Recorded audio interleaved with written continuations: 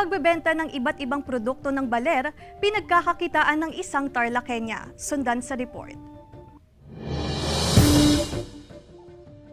Mahalin ang sariling atin. Ito ang pinatunayan ng isang Tarlaqueña sa kanyang dedikasyon sa pagbebenta ng mga produkto mula sa baler. Alas 12 ng tanghali bumabiyahe papuntang baler si Maria Cristina Calma, 29 anyos, ng Barangay San Rafael, Tarlac City upang mag-angkat ng mga produkto. Pagbalik sa syudad, ibinibenta niya ang mga produkto tulad ng suman baler sa halagang 140 pesos.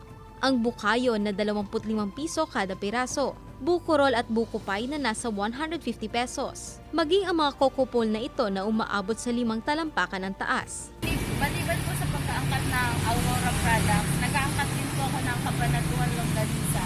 Maliban po sa mga pagkain ng baler products, nag-aangkat na rin po ako ng mga baler handicrafts. Hindi rin mawawala ang mga kagamitan sa bahay gaya ng sangkalan, duyan, walis tambo, sungka at iba pa.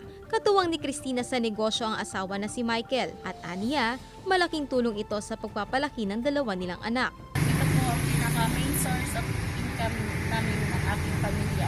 Ayon kay Cristina, nakarehistro ang kanilang negosyo sa DTI at kumukuha sila ng travel authority bago bumiyahe.